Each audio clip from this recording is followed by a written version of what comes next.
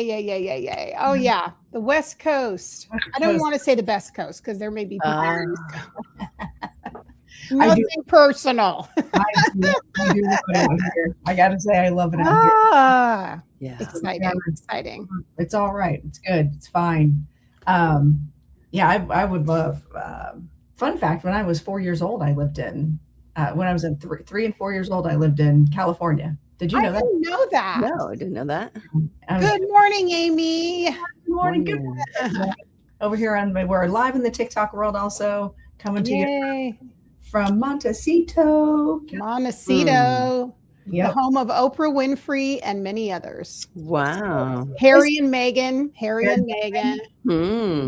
and Meghan are out here. And turns out Rob Lowe works out here at this place that yeah, just up the road.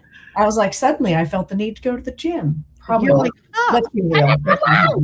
Oh my God. That's the star spotting. That's so much fun, honestly. My gosh. Hopefully my internet holds up here. We're gonna put Dr. Mike on this. Oh yeah, that's right. Dr. Mike, tech support. But listen, you can always count on your spirit guides to like weave all the webs together, literally, spiritually, and on the internet. On the interwebs. Do I do spirit led? Well, yes, I do, but not today, baby blue. All right. Good morning. Keep tapping down the screen, friends, over on the TikTok world. So today we have exciting news, don't we? We have such exciting news. We are beyond excited. We are so excited. We are launching. First of all, welcome. My name is Lorenda Carr. This is the lovely Carrie Koss and the amazing Michelle Euler, my partners in crime, for our new podcast. Oh my gosh. So excited. The Liminal Lounge. We're so excited. Hi, Mandy. Oh, Mandy's with Olive. So she's tuning in. Hi, Mandy. Give Olive a kiss for us. She and Olive are tuning in today. Exactly. I love that so much. So you guys, we're doing it. Remember, I know. We're like, we should do a podcast. And here we are. I can't. So excited. Let's be real. I'm really good about just sitting in front of camera and talking about things that I may or may not know about. Carrie did all the work, actually. Yeah. No. We all did all the work. Anchor. She brings us to she brings us together, makes it cohesive, and I'm just like, the podcast officially releases and is available in less than 2 hours. 9 a.m. Pacific Standard Time. It is dropping on all of your favorite podcast stations. So you can find episode 1 there. It's a good one. There's some shenanigans on that episode. That's for sure. Every time. Every time. Exactly. Some really good stuff on that first episode. And you know what? I was going to say, the thing that I was listening back to the episode and listening to all the nuances, I was so excited, which I thought was a good point of talking about, is like what we're excited about doing, why we're excited about the podcast, and how it is a living, breathing, spirit-led experience, a container that I think so many people are going to get so much out of. And we're excited to like move that ball forward. But that would be a fun thing to talk about, is what you're excited about, what you've learned just since we started launching it, and any other reflections you've had. Because we filmed that a little over a month ago now, the first episodes. We were organized. We were. Yeah. So organized. Yeah, because that was like, what, the first of December? Yeah, we are pre-planners. We are pre-planners. Well, then you throw in the fact that you had the holidays, and then we had medical situation on Michelle's end. Then I was sick, and then Carrie was sick. I think Spirit knew you girls better get this done early, because you're having some issues. You hit that mid-December 15th, you're going to be down. Like literally, get those episodes in. Seriously, knock them out, and literally a day after. Yes. Yeah. Because like about a week later, I was, or like a few days later, I was a mess. You were really sick. Yeah, I missed work. Oh, you never do. I don't miss work. So welcome in, everybody. So on TikTok, you can see the little thing here. We're not saying the words over on the TikTok. We point to the words and let people know where we are. The code language. All the code language. We got Carrie Koss. We got Michelle Euler. We're dropping our podcast today. Hi, Tina. Hello. Welcome in, everybody. You are watching it live, Miss Molly. Miss Molly on the beach somewhere. I know.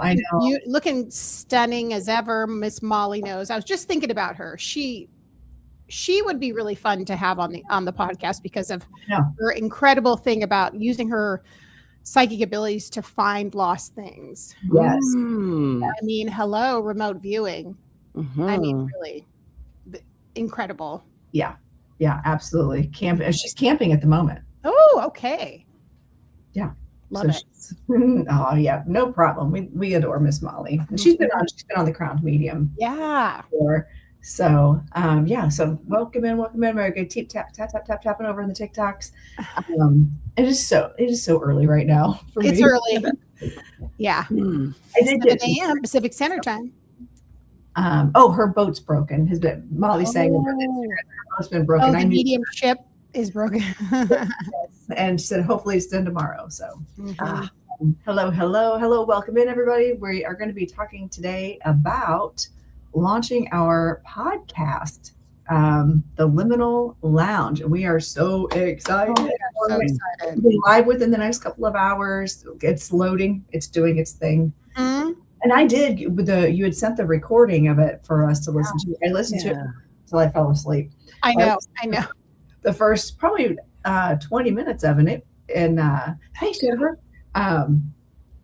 And I'm so excited for it because I know I'm so excited. It's always fun just to talk to you guys anyway. So talking about all the spiritual things and kind of giving people an idea of what we're going to be talking about on the Liminal Lounge in the upcoming episodes. And it's a good intro to get to know the three of us and get to know why we came together, why we're doing this, what our goals are, what drives us, what makes us excited, all the things, all the good stuff, the yummy stuff. And Tammy, hello, Tammy Tam. She just had a birthday.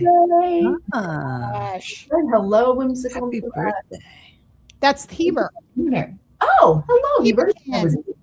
Getting ready for work. I love it. Whew. I need caffeine. Yeah, go ahead. Lorinda, while you're drinking, I'll speak for you. Perfect. Lorinda is not in her time zone, her normal time zone, as we know. So for her, this is 7 a.m., normally 10 a.m. for the Crown Medium on Thursday. So we are going to give her grace. And so exciting. Yep. Oh my goodness. Having a Red Bull this morning. Listen, we do what we got to do. That's what I'm saying when it comes to caffeine. I wish Spirit would help with hot flashes. No kidding. Spirit leads you to the hormone balance or whoever your doctor is. That's what Spirit says. Spirit goes, go to someone who knows what they're doing. HRT, in other words. Oh my God. Okay, so what are you guys most excited about this? Michelle Euler. You're going to call me first. Okay. I'm still having my coffee, Michelle. I understand. That's important. You guys drink your caffeine. I've got this. I'll take it for a minute. There are so many things I'm excited about this. Where do I even begin? I think the number one most exciting aspect is I get to work with two of my good friends, people who I adore and respect. And we're building a community. We're building a community where people can come and it's almost like, we'll be in solidarity with one another. We'll support one another. We're going to uplift each other. And it's this safe place where we can explore all what many refer to as woo-woo topics, but treat them with the respect they deserve. I guess the message I hope that we make clear is that everyone is welcome. For the people who are having these what might seem like crazy experiences, paranormal experiences, it's okay. It's real. and you're not crazy, and you're definitely not alone, and build like this community where we can walk this journey together, walk this path together. I think that's probably what I'm most excited about. Oh, I'm so excited. It's like, what do we say? Landing the spiritual plane. So, you have a safe place to grow and get your questions answered and to heal and to connect the dots of like, oh, I had this psychic experience when I was young. I saw, people in my living room and no one else did. Yep. I mean, that's one of the things I think is really also great about this episode is that Lorenda and Michelle also specifically, and I'm talk about, and I do too, of course, but talk about their earlier experiences before they went into training and development. And I think anyone who's on their path can find themselves in those stories. Don't you guys think? Absolutely, I do. And that's what is so like, it's like balm to the soul because you feel like I am not alone. I have what I've been experiencing my whole life. Like Lorenda, I learned something new about her in the first episode, which you'll have to listen to, when she said she could predict storms, when she was young. And she had that foretelling. She had precognition about a lot of things, and people just thought, disregarded. It wasn't regarded.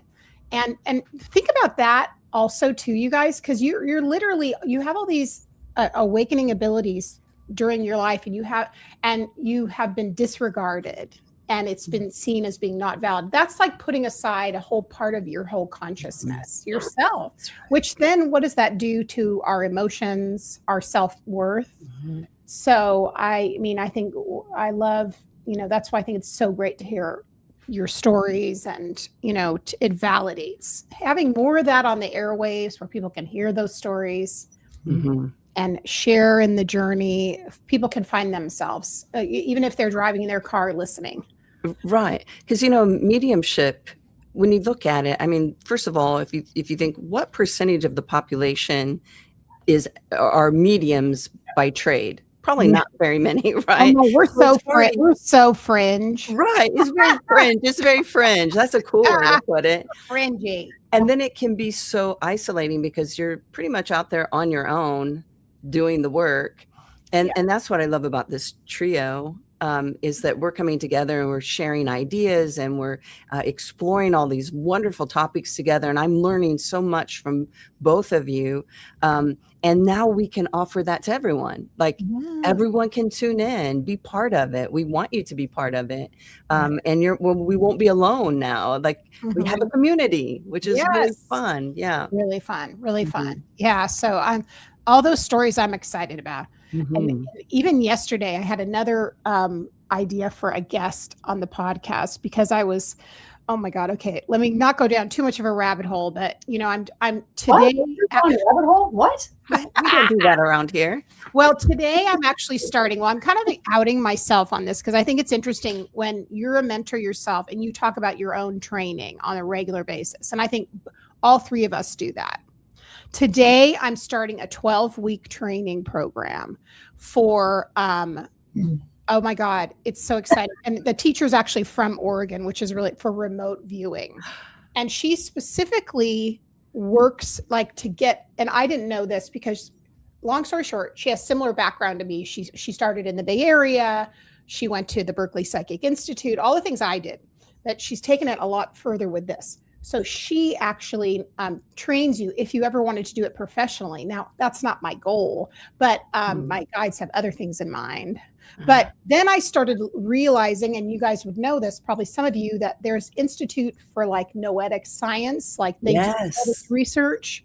And the other thing is she had us watching a 2-hour YouTube video about at Stanford Research Institute, essentially how they were sort of this covert operation at Stanford University where psychics were doing remote viewing. And we all know this because of the CIA. We've talked about this. So I was like, oh my God, there's so many things to talk about. I cannot believe you just brought that topic up. Are you really saying you can't believe? Well, no, I do believe it.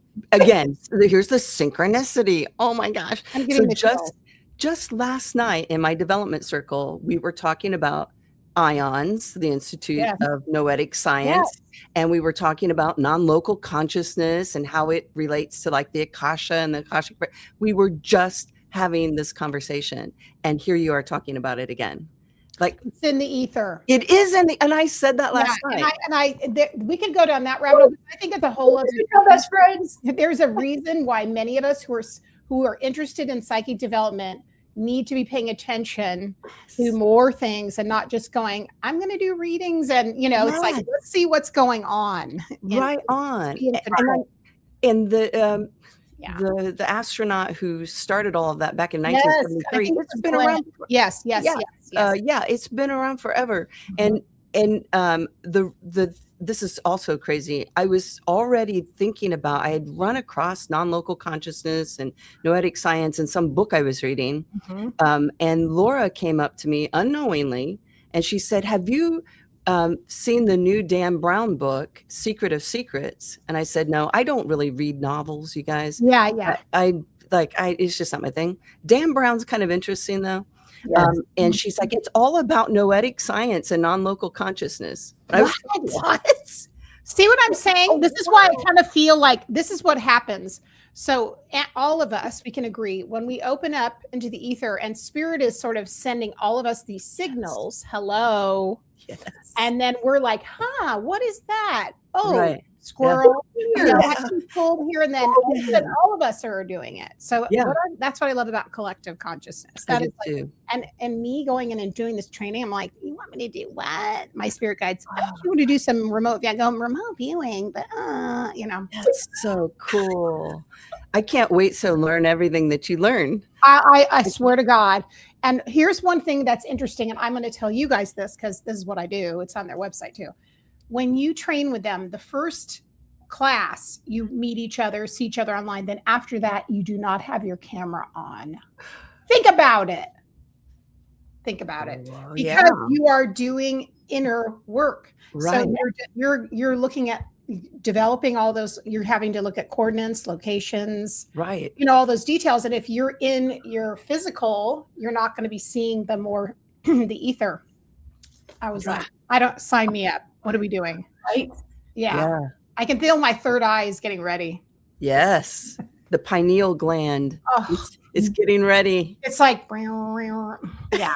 So anyway, I had to share that this morning because it's on topic. It's on topic. Okay. Well, we're going to probably do a little bit more research and make that a whole podcast. It's going to be because there's a woman I want to interview. So there you go. Yeah, we'll have it. It's already happened. And then we'll get Dan Brown on there to talk about his book. Oh my! I'm sure he would join us. Oh, he would love us. He would do it. Of course. Are you kidding me? Right. Yeah. He'll be clamoring. He'll be like, yes. We're like kind of his demographic. I would think so. Yeah. Women in their 50s and like, that's like, anyway, we could go on about that. Right. Making buying choices, marketing, blah, blah, blah, blah, blah. Anyway, there you go. It's fine.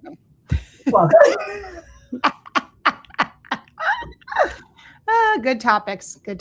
Welcome in, everybody. If you're new here, my name is Lorinda Carr. We're here with Carrie Koss, Michelle Euler. We are launching our podcast today. Within the next couple hours, it should be live on all your favorite platforms called the Liminal Lounge.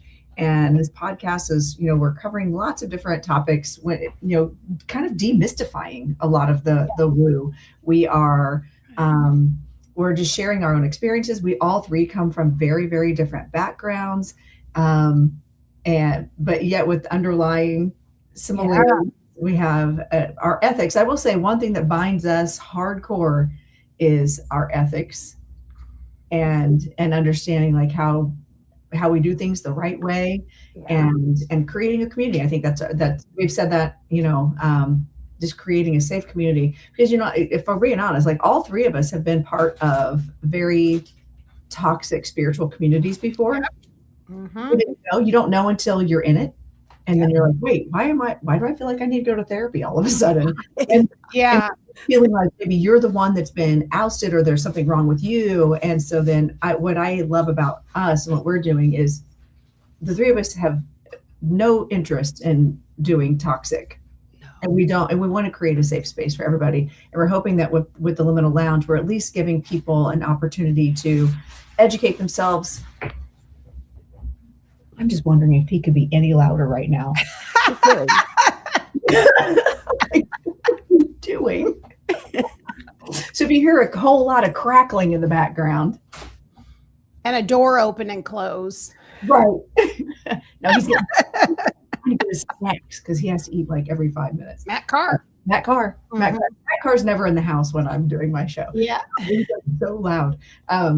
So anyway, creating a safe space for everybody, no matter where you join, even if you're joining us virtually, if you don't have the time to see us live, or, this will be able to, I really feel like our podcast is going to give people an opportunity to listen at their own convenience, and hopefully just feel like they're not crazy. Yeah. Feel like they're not, I feel like I get a lot more people drawn to me that are a lot more grounded in their spirituality, or they're coming into an awakening, or they're coming into this and they're like, what do I do with all this? Mm-hmm. So they're not woo people. They're not like, ooh, I just feel like there's a ghost following me.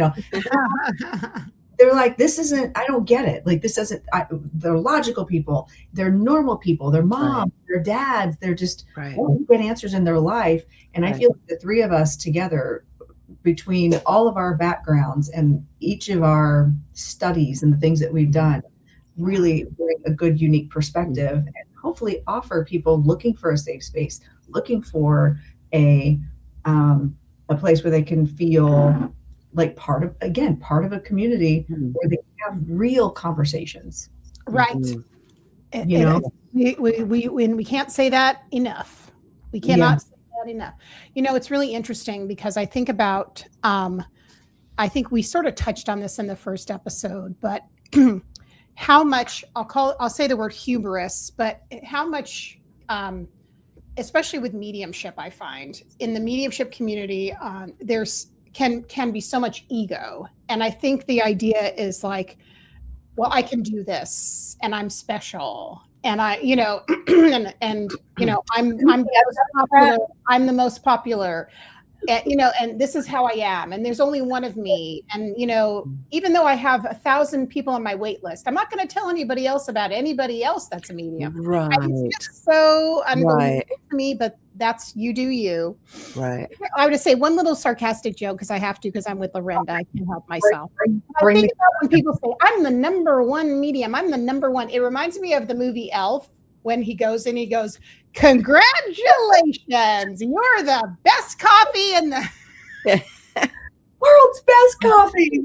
You are not, why are we saying we're special? We're not special. Mm-hmm. Everybody can do it. And, the idea going around proselytizing about, constantly about that. And there are a lot of people that do it, which surprises me, but still there you are. Right. Mm-hmm. Right. And I've said all along, I feel like the gift is not, can we do it? The gift is the ability to properly develop it and step into and be blessed with those mentors, be blessed with a community, to me, that's where the gift is. Mm-hmm. It's not the opportunity. Like I'm in a position where I have the time to go down the rabbit holes. I can take classes, and that wasn't always the case. Yeah. But I'm in a position, and that to me is the gift. And, and also, let's be real, not everybody's meant, like, we can all connect. It's just not everybody's trying to be a medium for everybody. Oh, gosh. Right. Most people are not.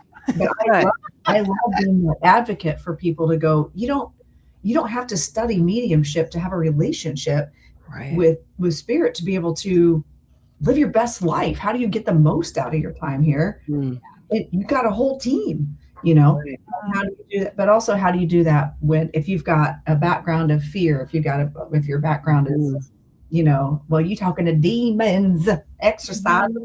Oh yeah.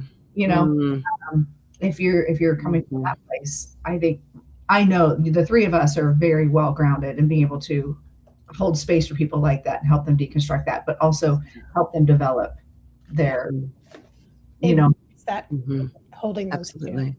Absolutely. Yes. Yeah. Yes. It's true. True. So I was going to say just a quick housekeeping. The podcast is going to be uploaded for you guys to go, and please, it would help us so much if you could check it out. It'll be on all the major places where you can listen to your podcast. It releases in an hour and a half. If you could be so kind and listen to it and make a comment, and let the powers that be know this is a good podcast. I mean, we are here to get it out, to get it strong, just so we can help as many people as possible. That helps us tremendously. And I think our upload schedule we talked about, I think, is twice a month, which is wonderful. I think it's very digestible, so you can listen to it, and also you can watch it because it'll be on YouTube, and it'll be on Lorenda's channel and also my channel. And eventually Michelle's. we're getting Michelle. We're going to work her into all this. We're getting. Oh my gosh. I know. I'm your project. Thank you so much. Yeah. YouTube is meant for people. YouTube is for everybody. That's the good thing about it. I mean, Sunday night, you even had to teach me how to turn on the comments. I mean, that's how far we're going to have to go. I've got some education for you. Believe me. Awesome. I was there. I've been there. Thank you. I've been there. Absolutely. But yeah, it'll be exciting. But it's a fun, it's all in fun. It's a fun journey. It's not like we're doing it for life-saving purposes. It's fun. It can be frustrating at times, especially I feel like, the three of us, here we are. We're not young spring chickens. We're seasoned like a good bottle of wine. Which, that's a really good point, that we're seasoned, but also that a lot of women go into this, I would say more than men, although there are some really great male mediums as well. Yeah. But women seem a little more interested, but they usually have to wait until their kids are raised and they have the time, right? Yeah. Like Lorinda was speaking of that. Yeah. So there are a lot of people who come to mediumship and spirituality when they are in their 40s and 50s. And that's the first time they start trying to develop, which is really cool. Also, I have to say this too. When I was listening to the first episode of our podcast and we were telling our stories, Carrie and I both told a similar story about how we opened up as little kids or when we were young, and then we shut it down, and it was when we were older that we came back to it. Mm-hmm. I think that's also a similar story for a lot of people. You're kind of naturally open as when you're little because there are no blocks. Right. Then you're told in our Western culture it's not possible. You're making it up. You don't talk about that. And so you shut it down, which isn't really Carrie's story. You were well supported, but many of us. So we shut it down, or you start raising your family or whatever it is. And then we kind of come back to it later in life. And I also have to say this, in the first episode, I said that I shut it down when I was like 12. And then it was in my late 20s that I went to the party. And I'm not saying anymore. And Carrie, are you psychic? Because you said, now what age were you again when that happened? I remember that. I listened to that. Yeah. I was 32 because when Laura and I listened to it, I was like, is that right? And so we started thinking back, how old would you have been? And I was 32. So for 20 years, I shut it down. Wow. 20 years. Yeah, isn't that crazy? It's like a coping mechanism. Yeah, isn't it? It is literally like a coping mechanism. And I'm sure all of us can say how many students we've had that have had that exact story, where they felt it when they were young. And this happens to so many. And then they had touches of it, but then they had to move into their logical self to navigate the world because the world did not support that as a developed skill, know. And that's what's great now about that. There are places you can channel this at any age now and integrate it depending on your time and your availability into your life, so you don't have to wait 20 years. Right. You know what I mean? And that's what's great. And we all have those. All of us have moms or people that have really busy jobs. They only have this much time to develop, but they know there's a place of light. I can go on Saturdays or Thursdays, and I can open that up, and I can then bring it with me throughout my week. Right. So I think that's so important and so healthy because then you're not again, that self-esteem thing and the self-concept of, no, this is a huge part of me. I usually develop it on the weekends or when I'm here, but it's part of who I am. And also like giving yourself grace and understanding that you don't have to be on all the time. I'll have people that'll say things like, well, gosh, I feel so bad. I'm so sorry. I'm so sorry. I'm so sorry. I didn't get to do this, this, and this. And I should be doing more. And I'm like, listen, do you think the second I'm sitting on the plane flying somewhere that I'm tuned in? I'm like, closed sign. Yeah. Closed sign. I'm going to go be a human and enjoy my life right now. Hello. Yeah. Spirit wants to show me. If Spirit wants to come in and like be part of that, be part of the experience. Yes. Oh my gosh. I'm not trying to develop when I'm in Montecito. Girl. When I'm out there, oh my God. Unless Dr. Mike wants to be like, pay attention, there's a star standing next to you. Feel free, buddy. Feel free. High five. Let's go. If you don't take if you don't do a side, here's the commitment to your friends. If you see a star, you're gonna whip that phone out and do a little one of those. We want to live vicariously here. I'm so clueless though, walking around that Where's I Oprah? had a whole conversation with someone who starred in a movie last week. Right. So what do you do?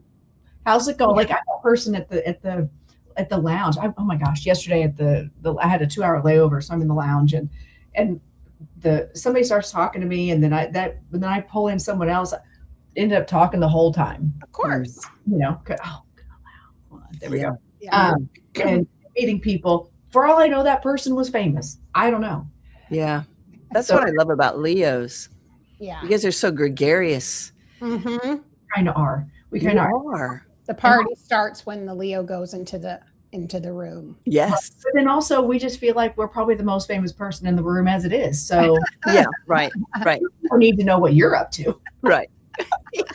Shining the light. Mm-hmm. That's it. I love it. These with those phone sunglasses. Nobody will know you. Ooh. Oh yeah. This is the meta. You can take a picture. Exactly. Yeah. My situation. Yeah, I won't even know. But yeah, they were talking about I'll have to keep you posted because one of the people that we're here with was talking about how they saw Rob Lowe at the gym, not once but twice. Wow. And then when they were at lunch, they were like, and then some guy sitting next to us, was being so annoying because he picked up a FaceTime and was being really loud about it. But then we were like, God, who the hell is he talking to? That guy sounds kind of familiar. The person they're sitting next to is like FaceTiming with Adam Levine. Oh my God. Yeah. Also like a hall pass boyfriend. Yeah, right. I'm like, I got to get out today. Yeah. That's the incredible thing about living there. And Tammy will know this. She lives down there. Yeah. Just star-studded everywhere. You got to live. They have to live somewhere. They have to live somewhere. Yeah. And so, yeah, that's my goal is to go star stalking today. Yeah. But at the same time, I get so caught up. That's when I have more fun. Circling back to using your spirit team. That's one thing I love about just doing this and having developed is I'll say, listen, you need to show me oranges if I need to be on alert. If someone's in the room that I need to pay attention to, you got to give me a heads up. Exactly. So that's what the signs and symbols and synchronicities. But I don't necessarily need to I don't need to be getting messages from love. I don't need to get all that. No. I'm being the human. Right. Going back to, I'm going to circle way back. Quit talking about myself. Going back to, there are people that will come to us and they will feel bad that they have these things and they'll think that somehow they were punished because they couldn't develop in their 20s or 30s and they're circling back and they're starting in their 40s or 50s. And or did it occur to you that maybe you signed up for different cycles and phases in your life and you had that for 20 years, you had to live life. You had to learn. You had to be in the trenches because now that trench work, what you did in the trenches now translates to a whole Rolodex, a whole Dewey Decimal System of information that you can relate to and help now that you are in a wise woman position, position, you can take all of that you went through and that you experienced in a very human level, and you can be relatable. 100%. Because you walk around and be like, oh, but I've seen dead people my whole life, and I've just been gifted my whole life. You're not relatable. Yeah. And also you haven't, in that case, you're absolutely right. And you haven't gone through the struggles, the challenges, integrating it. I mean, I just think having a space of holding empathy for people, like you said, or understanding, it all just makes, it's just like all those details that are needed just for people to feel comfortable again. Right. Right. And that's very true. And then if you step into, when you're in your 40s and 50s, whatever, in your later years, like I teach a class a couple times a year when I get my act together called Learning the Language of Your Guides. And that's something we talk about a lot, is your experiences over time. My experiences raising my kids, my experiences being married, my experiences with my family, with the dynamics of my growing up. And all that becomes symbols, becomes signs, becomes, just information. So spirit can use that. Yeah. Show me my own life. And then I'm like, oh, that's such a good point. Having gone through a situation with your family, then all of a sudden I'm talking about my stuff without really talking about my stuff, but it is relatable to that person. And if you haven't experienced life in the trenches kind of way, it's going to be, you'd have to, I guess it's not that it'll be harder to do readings, but I think it helps us be more relatable. So don't after yourself.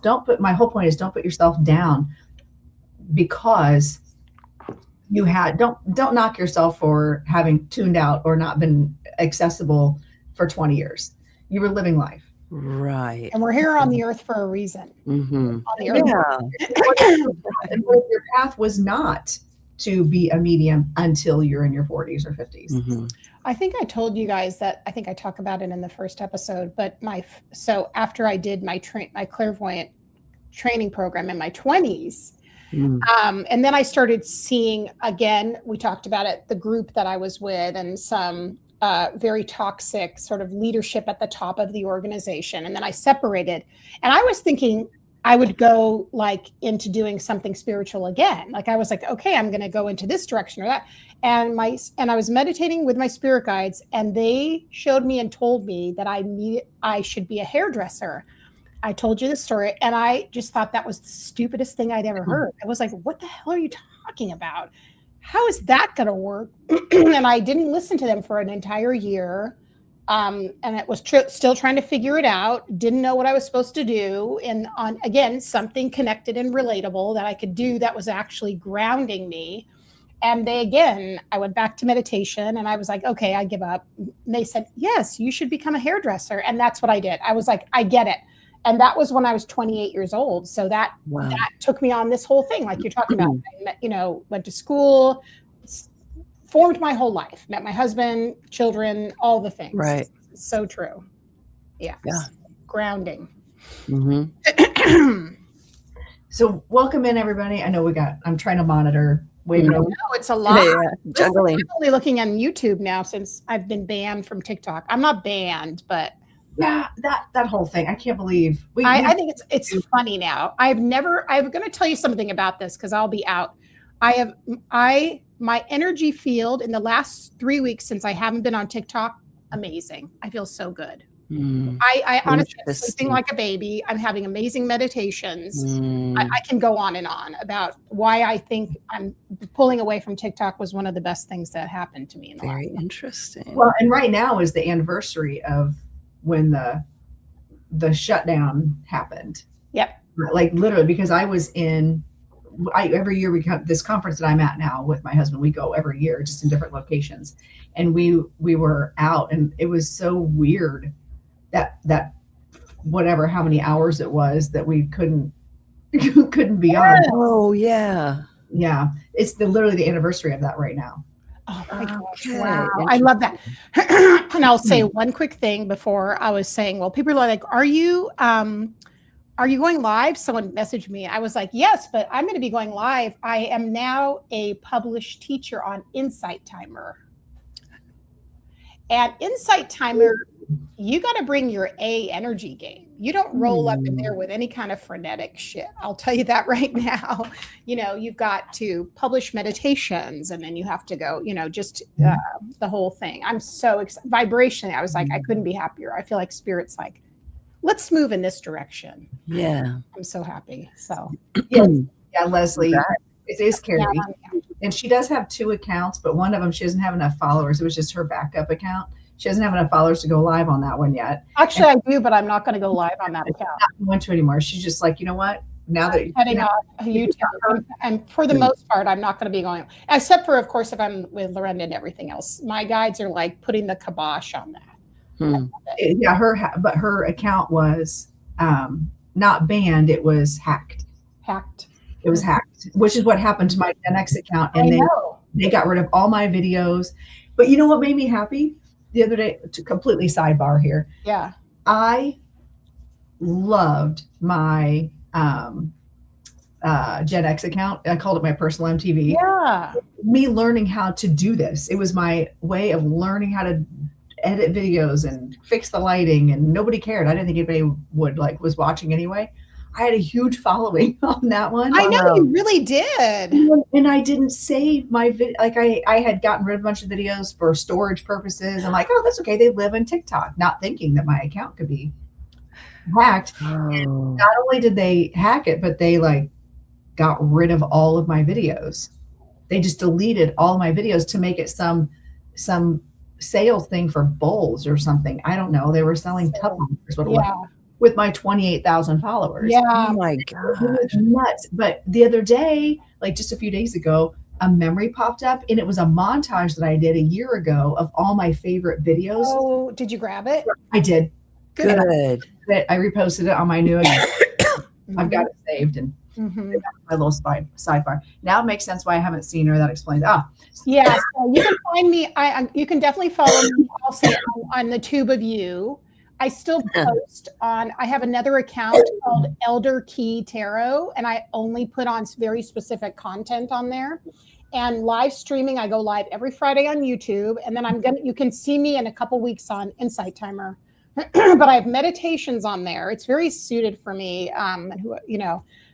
So I can do healing work on there. It's that place is very high vibration. I'm blown away by it.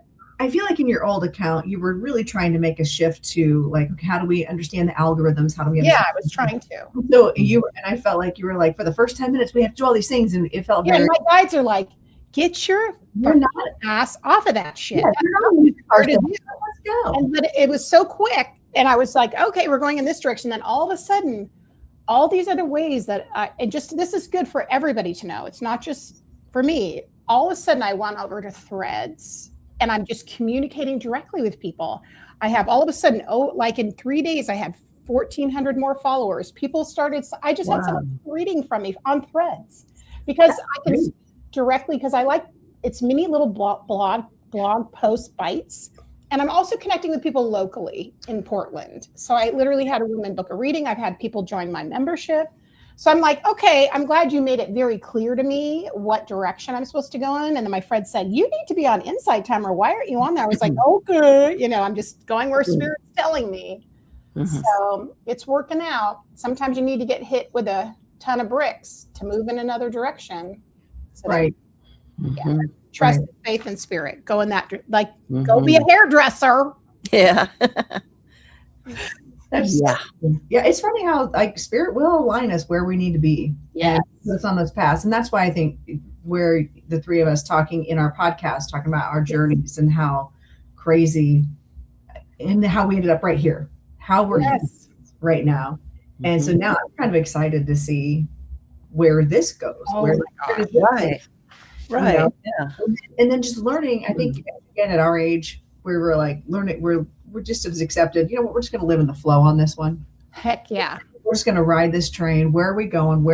Actually, let's be honest. This is how my life is when Matt's like, hey, we're going to be going here. I'm like, cool, I'll show up. What are we doing? Yeah, exactly. Yeah. You are a shifteroo-ny. Plus, I'm just in the flow, AKA I'm not planning anything. We're not trying to control this narrative. Yeah, you're just like, let Right. me shift where spirit's taking me. Huh. Exactly. And I feel like that what we are creating through this podcast is teaching people how to do that. It's going to teach people how that where the that it works out. Yeah, faith. Like we are good living examples of it does work out. Yeah. It's okay. Again, it's okay that we had our times back here in our teens, 20s, 30s, 40s, and who we are and how we got to where we are.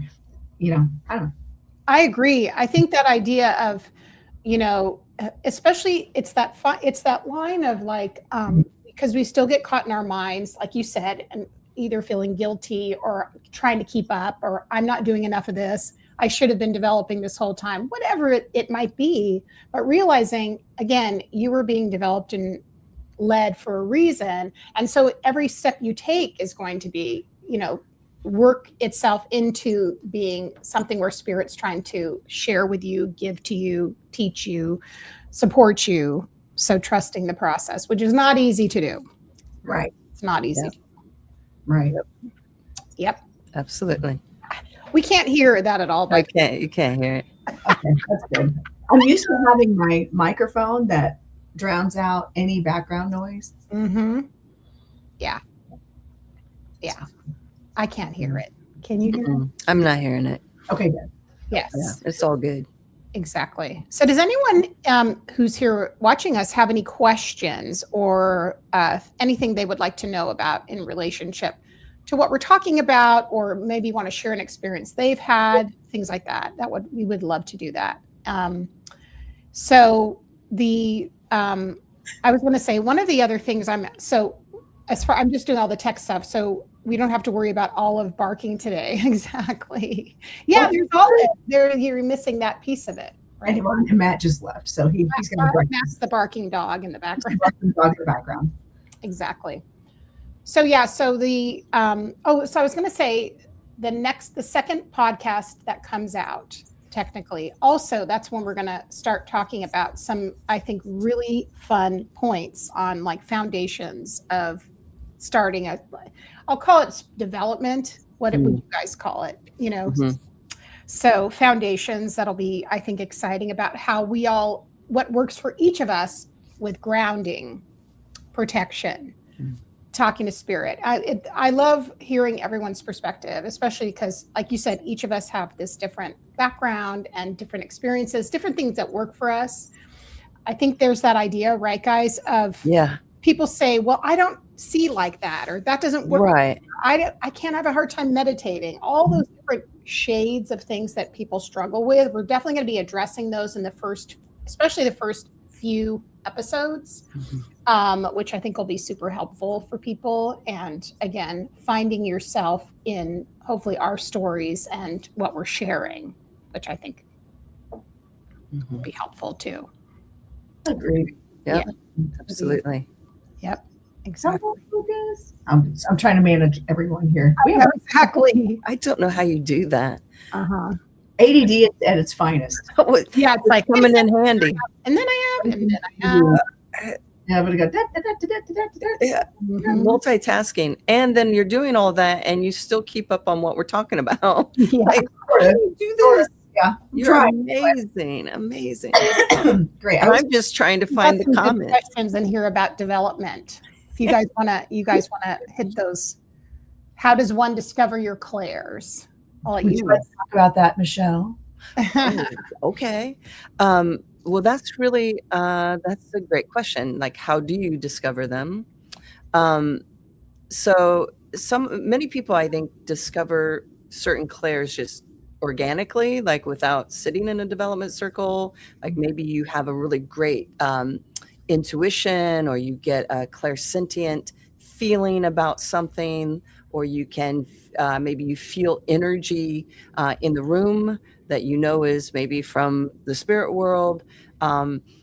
If we were in a development circle together and we were going to start from day one, like how to start tapping into the different phantom senses, if you will, I would probably, I have many different exercises I would take us through, and it does seem that most people will resonate with one of the clairs more than the others, right? And so then I like to consider that the anchor clair for an individual, and that's kind of where when you first tap in and you connect with the spirit. Okay, my anchor clair tends to be clairvoyance. I will see first.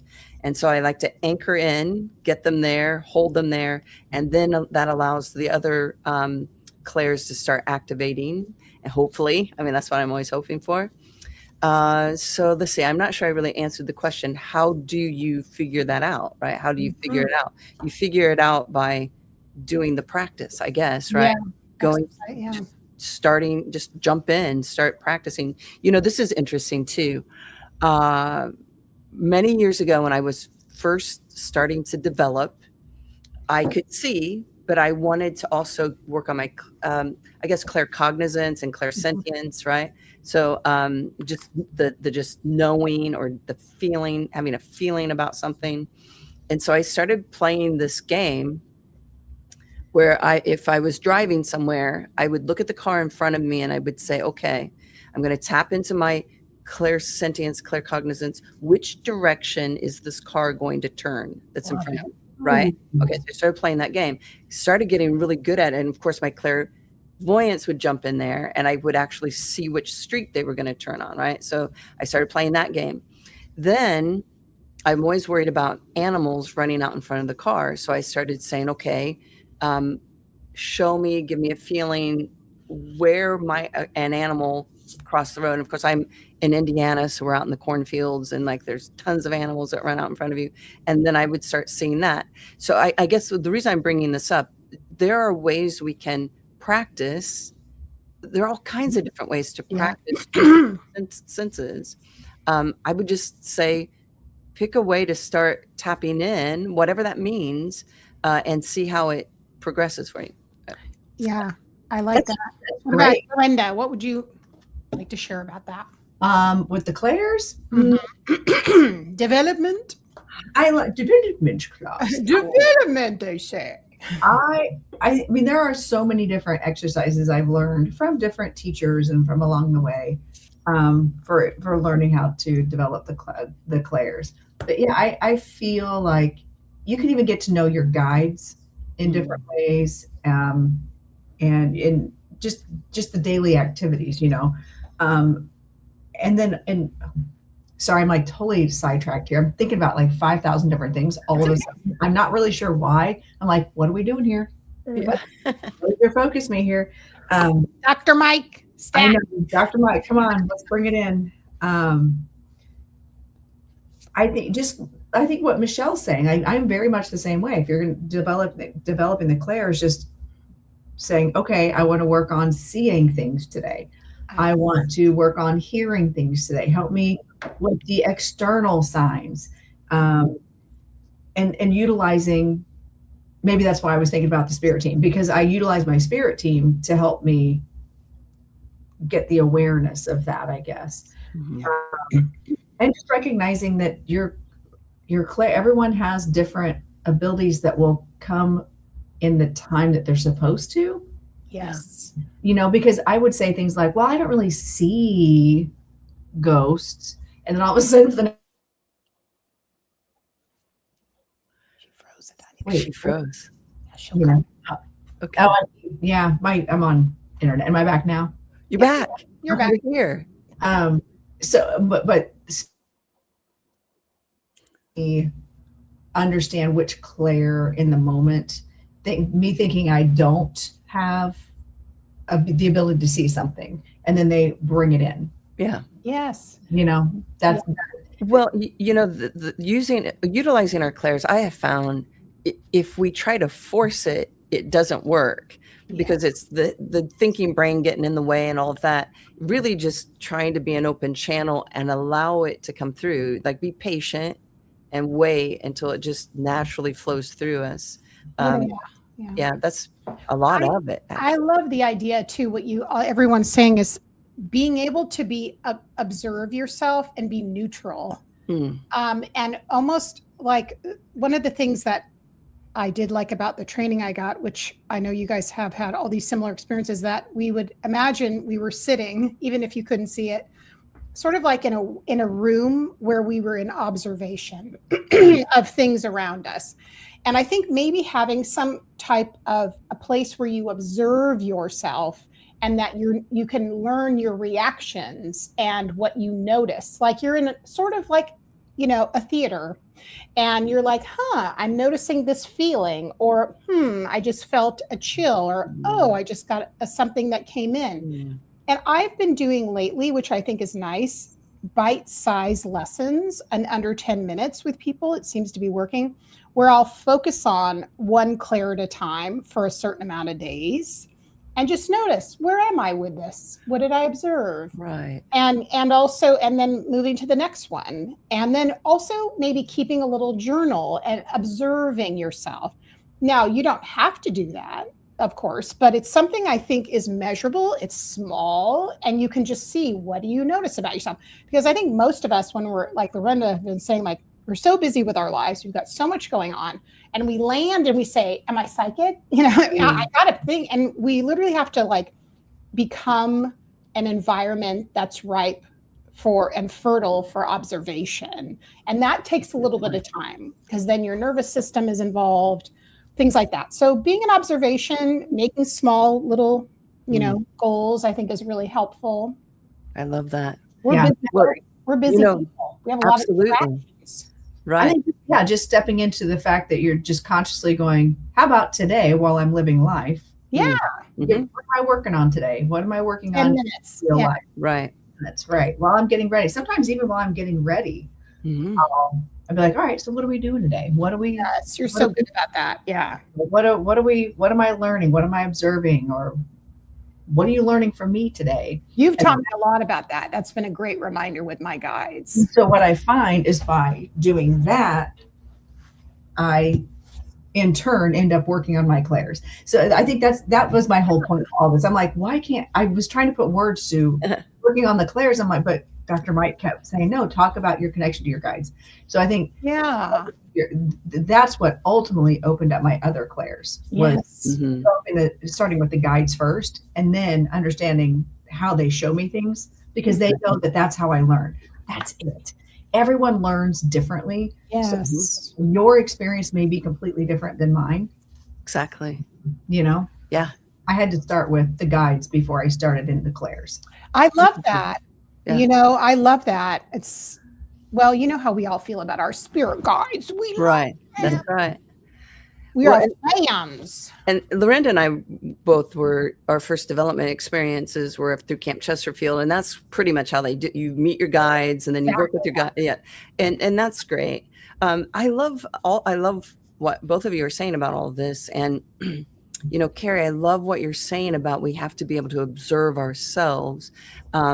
So this is where I think meditation is so helpful, to be able to really quiet our own nervous system, quiet the mind, so that we can know what our own energy feels like, right? Because all of this is energy. Our clairs are energy receptors. I mean, that's really what they are, little antenna, if you will, that are receiving energy. And we need to be able to discern what is my energy versus that of the spirit coming in. So it really is about observing. That's it right there. And allowing it, not forcing it. And know that so many things, just so we know, are vying for our attention. Right. And knowing that, and we pressure ourselves to think, well, I'm not getting anything, I'm not feeling anything. And that's because so many things are vying for your attention. So if you make an appointment with spirit, live your life, but maybe on Saturday mornings for a half an hour, you sit down with your cup of tea. I mean, my mom was so good about this. She was so faithful in her spiritual practice. She always would sit, have her tea. She did her readings and her teaching. She'd have meditation, self-reflection, and then she would contemplate her spirituality. And I think we must, if we want to do this, make time for that, so we can have that connection to spirit. Really, I mean, it comes down to that, being nourished in whatever way that works for you, right? So. Yeah, and it's not going to look the same for everybody. When I first started, I I keep freezing. Dang it. Am I back now? I didn't see that. We didn't catch that one. When I first started doing this work, I had a hard time even just meditating and spending time with myself, because then you have to overcome the guilt of we talked about this a little bit on Sunday. There's the whole Gen X guilt. Like, if I'm sitting and spending time on myself and quieting my mind, then I'm neglecting responsibilities to everyone else in society. You're so lazy. Right. Not being productive enough. So learning how, and also there's the whole ADD factor of that, learning how to quiet your mind. I can't do that. But what I can do is close my eyes, at least eliminate one Claire in that moment, one sense in the moment, and then pay attention to how I'm breathing. I'm paying attention to my lungs. I'm paying attention to, so I have things to focus on without clearing my mind. Right. So I think that's really important. Yourself to clear your mind. Right. Because if I sit down and clear my mind, I'm like, oh, but I'm not doing the dishes, but I'm not doing this. And I should really call my mom. And like, then I go 100 different directions, and then there's never any relaxing. And when I finally do get to a place of relaxing, I fall asleep. So, because I go nonstop. So I think it's really important for us to talk about that. Everybody does develop those things differently, and it's okay if you're not good at meditating. It's okay if you're not good. You can actually be. I find, spirit. Oh, okay. This is what they were trying to get me to say earlier. When I'm in the car, I'm driving, and I'm kind of in that zone. I will get messages while I'm driving. Yep. Because I'm focused over here, and it is kind of like a form of meditation. It is. Yeah. Yeah. And I've learned to trust that Spirit's going to let me know when I need to break, when I need to be aware of something. Yeah. But learning, I don't know. It's so hard. A lot of people, you've talked about that with dance, like movement, like a lot of people do it when they're walking or they're doing yoga or their bodies are in motion. Yes. And they can connect with the energy. And especially if you're an ADD person or feel like you have to be constantly, Matt Carr. He has to work out literally every day. He has to run every day. He's so sick right now. Like, he's got the nastiest cough. He will not miss a workout. He will not miss a run, because that, to me, I always joke, like, that's how he solves all the world's problems. Right. That's his form of meditation, disconnecting. Right. And from at least one part of his life in that way. So that's his meditation. Yeah. You'll never never will you ever see Matt Carr sit down and be like, I'm gonna because that man can fall asleep in a heartbeat. Like, I'm gonna sit here and cut like so acknowledging, if you're working on your clairs, acknowledging that our bodies are different, our brains are different, our nervous systems are different. And what's important is for you to acknowledge that it's okay for you to do things differently. Carrie is like the queen of meditators. Michelle, you are so good at being able to do that and sit in it. If I say to you, I just meditated for 30 minutes, you guys are going to be like, are you okay? You're like, I'm fine, Indiana. That's it. We're into something. You need me right now. What's happening? And what's going on? I'm on a plane. I'm coming. Michelle, all of a sudden, at my yes, that's right. What's wrong with you? And acknowledging, and that goes back to we were saying, how do we develop the clairs? How do we get acknowledging first and foremost that we all process differently. We all receive information differently, and Spirit will meet us where we are. Yeah. And I think the three of us really talk about that a lot on the Liminal Lounge, going back to why we're all talking today. Yay. Yeah. Liminal Lounge. That's right. We're so excited. And I know what I love is once this is over, our podcast should be loaded and ready to go. Yeah, I'm excited. I was like, did we get a notification? What's going on? we still have a little while. We have a little while before it's loaded. Yeah, it's exciting. Cool. It's very exciting. So Carrie, tell us like where everybody can find the Liminal. Yes. So basically, everybody in the chat, let us know, where do you guys listen to podcasts? So for me, it's on Apple. I listen to Apple because I have an Apple Music account. Some people do Spotify. Everybody has something different, right? Hi, Alicia. So you can do that, or you can also watch it on Lorenda's YouTube or my YouTube, because we have if you're more of a visual, you can also watch it. So you can listen to it and watch it. But make sure that you also, Amazon Music, absolutely. Castbox, absolutely. Perfect. So it'll be on all those. We are with a provider, the podcast host does all those good things. Audible, yay, Audible. Yes. So you'll be able to find out on all those platforms. And easy. And then just make sure, I think usually when you follow a podcast, then you get notifications. But if you need to, make sure you check when we get notifications. Yeah, check. We want to interact with you. So be sure to leave comments. Let us know how we're doing on there. Let's share it with people. And yeah, we're just delighted. We couldn't be happier about it. We're so excited about it. Yeah. Mystic Moon said she likes the visual from the tube. I know a lot of people have that. I'm that way too. I like to be able to see who's on there, especially if we have a guest that you get excited about. But it's nice to have the options, right? Which is really, really good. Well, and also, if that's the case, it makes me question, going back to our Claire's conversation, are you more of a visual person? How do you process information? Right?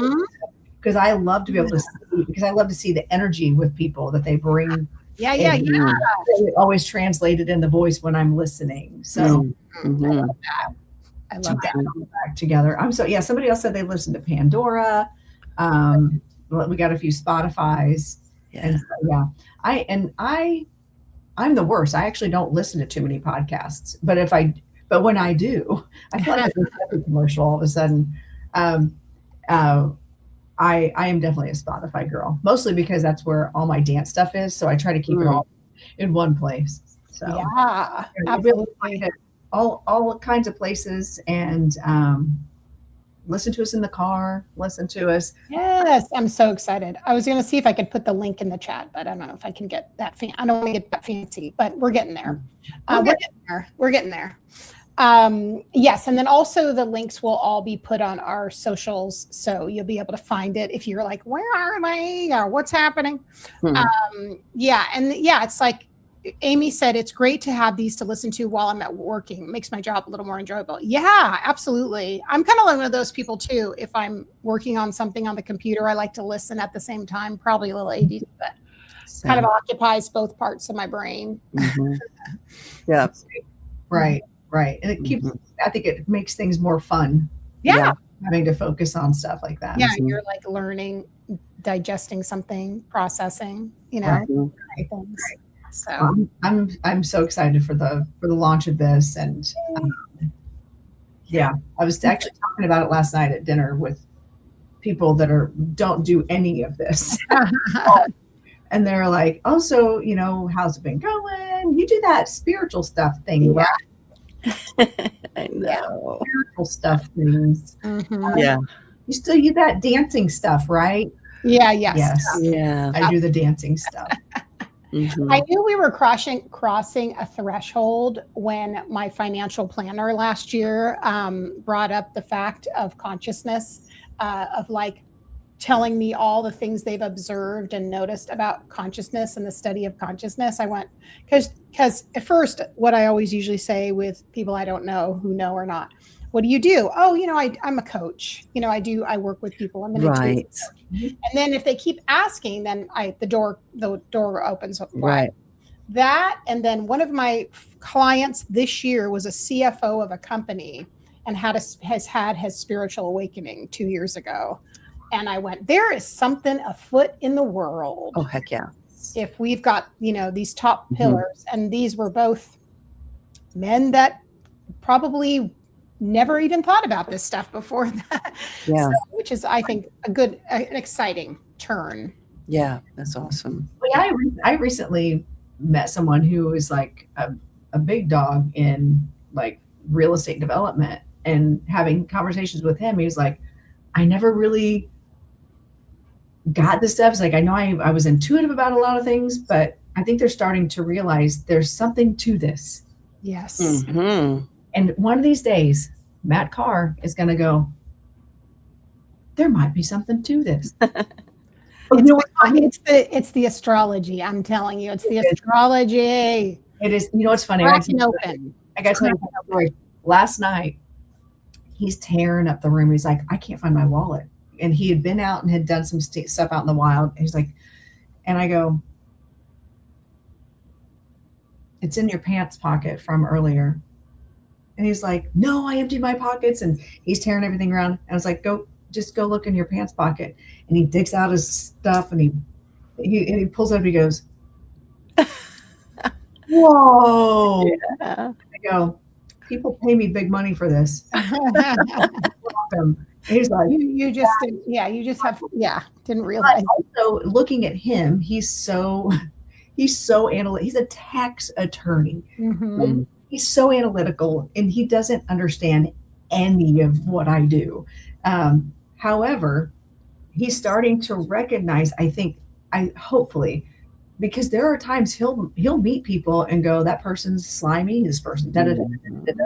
I'm like, well, why would you say that? It's like, I don't need to, like, I just know. I'm like, has it occurred to you that maybe there's more to this? Right. And I think that's what's that intuition, that knowing. He just thinks it's just common sense. I'm like, it isn't. Mm-hmm. What you're getting is not common sense. And I think we're going to see more and more and more of that. And that's what I've said that to him. He just, of course, I get the blank stare. Mm-hmm. Well, it's because it's you. It's when you're so close to some. And that's with everybody. I would say all of us who have that person in our life. You got one too. Yeah, I got one too. Mm-hmm. I got one too, and the way he cracked open was all the evidence from mediumship, I think. And he was always, emotionally, he's always very supportive. He knows who he married, Right. but at the same time, he would just sort of say, put a little box around it because I don't want people judging you. I was like, I don't give a shit if people judge me. No. Have you met me? I mean, have you met me? Right. But ever. But then he's just protective. He didn't want anybody thinking I was something I was not. But then, especially now, he talks about it with so much pride with people because it's a semblance of something he can understand. He knows I'm safe, that no one's going to attack me. So, I mean, there are people attacking all of us because we're right. But at the same time, it's there's a place in the world that we are needed. Mm-hmm. And there's more people that need it as well. And so the evidence of mediumship, of seeing lives touched, evidence coming through that just as you can never, the non-Googleable evidence. Right. I think that's where we have to meet. That's where they are. These people that are more logical, that are very much in that part of their brain, how they get it is they're met with spirit where it makes sense to them. Mm-hmm. We're a little more, we're the liminal folk. We're like already there. Right. Trying to come into the analytical world. Well, and also the world needs people like absolutely. Because they make the wheels on the bus go round. Yeah. It's okay if he doesn't engage in the woo. It's okay if he doesn't go to development classes. His spirit's meeting him where he is and what his job is here. And I think that goes back to what at the very beginning of the conversation, spirit will meet us where we are, but also we may not match. So he's a good example. Mr. Carr is a good example of it works for him in his job. He understands it, makes him very intuitive. There are, and my the real estate development friend that I was telling you about, it's made that instinct, what they call instinct or grit or whatever, makes them successful, and they'll never step into the space of a development class. Probably, can you imagine if my husband took it? Actually, I can tell you where I could see Matt Carr going. I'm just going to tell you. You tell me. If he goes over to the Noetic with all those scientists and he starts seeing data and he starts observing some of their experiments over time and all of the dedication they have to probably making the evidence and all the data, that's where he would be. And so like for my husband's, he's an engineer, he's MBA guy. He's got all that. And his thing makes sense in being logic based, but he's also evidence based. And so what he got is he's like, holy crap, you said his name was John? How did you fucking know that? Or Right. like it was just a minute. I could see him going, "Wah," but then that was what made sense to him. You know, his being. Now he's like, that's all. Now he's like, grandma came in, awesome. You know, but it had to turn just at that point, right? So you can have it. I'll send you the link for that video. Seriously. Please. When you get the CIA involved, then you're realizing this is right. There might, as my good friend Daryl Shun, author and medium, said, there might be something to this. There might be something to this. There might be something to this. He's someone that we will have on our podcast. Oh yeah, he's on our list. We're excited. On our list because he's phenomenal and fantastic. So there might be something to this. There might be something to this. And I honestly, with the Liminal Lounge, I feel like that is something for those of you just joining. We're talking about our podcast that's going to be launching here in the next 45 minutes, and how we the three of us collectively look beyond the woo. We look beyond the ooh. I'm just going to believe it because that. I got no time for that. I want facts. I want to know the science of it. And I think honestly that tracks for me personally, for my personality, because even in dance, if I look at my how I do things in dance, I want the counts. I want to know, but when I choreograph for choir, I don't even care. Don't make me the track. Give me the music. Give me the sheet music. I want to see all the layers so I can visually see the nuances and I can choreograph to the unseen things, the things that people don't know are there, right? That are there. And I want to pull those little things out so the music can be represented fully. And the same with tap dance. A lot of times with tap dance, we become an instrument with it. And I love how that translates to that scientific side of spirituality, finding the non-Googleable things or the things that are not always in your face. The things that, just like we don't always have a spirit just walk up and have a seat next to us and go, hey, so I'm here. Let's just talk about that would be lovely. And I think the three of us love that stuff. Like we love how we can engage the scientific, the evidence part of it. And I think that also helps speak to a whole other set of people out there, like a Matt Carr, like your husband, like just that have to see the science in it. And what say you, Michelle Wheeler? What say you? I'm into what you're talking about, like, because yes, like it takes us back to the noetic science and how, noetic science is interdisciplinary. It's combining physics and quantum physics and psychology and mystical topics. Like it looks at all of it. And it's just always amazing to me, for thousands of years, our ancient mystics and ancient master teachers, and they've known all of these things. They've known it. They've been talking about, yes, we can talk to people in the spirit world and you can see and you can hear and all those things. And now it seems modern science is starting to really catch up. And like now we know through quantum physics that this idea of oneness, it's been proven through entanglement, right? And the idea that we can co-create with our mind, that's been proven through the double slit experiment. And that sort of, like, that stuff is fascinating to me personally. So fascinating. It is. I love it. Yes, it's like I know it's real. Like, the when we're little kids and everyone's saying it's just your imagination. Yeah. And it's like, no, this stuff's real. And now we have science that's saying this stuff's real, you know. Yeah. And which that's is how it should be. It should be blind faith as I think not always a helpful thing. I think you need to be, you're human is part of the experience. So you're bringing everything up to speed when you're doing that. You're having to go through the layers, the process, the challenge of, I'm not sure if I can accept this. I don't know if do I have a spirit guide? What's that process like? It's like, go through the skepticism, go through the process, have your own experience. Right. You'll come out on the other side being able to help yourself even deepen your own practice, but also help others who don't just naturally, intuitively feel things. Right. Lorinda said, a lot of people don't have, no two people have the same experience. Right. Right. Yeah. Even in classes, like doing one exercise, how everybody can have a different. Absolutely. Right. Which is so rich and interesting. And what's so great about working in development with a group where you feel comfortable and can do that work together and have those, exercises. Very exciting. I know, it's all good stuff. Like I feel bad for people who don't do this stuff sometimes. I know. And I tell you what, every year this week when I am at this conference with my husband, I'm with all people just like him. Yeah. Talk about feeling like a fish out of water. So yes, he says, "Les Muggles." Yes, the Muggles.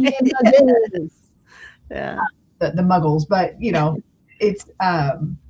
it's being in this space with other people, like out in the wild. I call it being out in the wild, and just things that I would normally be like, well, Spirit said blah blah blah. I have to completely right. I have to change my be mindful, and it's not that I'm afraid, really, of it, but it's people don't always get it. Like things that I use in everyday language. Yes. They're just like, what are you talking about? Exactly. Yeah. So yes, it's mind blowing to me how many people don't do what we do. It's a good reminder that we still are kind of in the minority, I think. Right. Yeah. I know it's we are. So what I do find is if I just drop those little nuggets, those little pieces, if the right person's going to go, yes. What'd you just wait? What? Tell me more. Tell me more. Like, oh, it's funny you should say that. Be like, oh, is it? Yes. Yeah. Right. It's funny. There might be something to this. Do you find it interesting too that, okay, so in my family, I'm the weirdo because I talk to dead people and all the things, right? Yeah. But as soon as someone has a life issue, who do they call first for the advice? Right. Yes. So, even though they pretend like they're not really open to all of it, at some level they recognize, even if it's subconsciously, there is something to all of this. Yeah. They do recognize it. They just don't understand it. And they don't understand it. And maybe there's people that just feel like they don't have the dialogue for it, or they don't even know what to ask. True. And seeing is believing. I am so grateful that when I was little, and the two of you talk about that too in the first episode, they have to yes. Yes, we all had experiences, just naturally had these experiences, which I would imagine a lot of people that are tuning in right now have had those, especially when we're little. We don't know not to. It hasn't been talked out of us. But I am so grateful that I did, that I saw it and I heard it and I experienced it, because I don't have to believe it.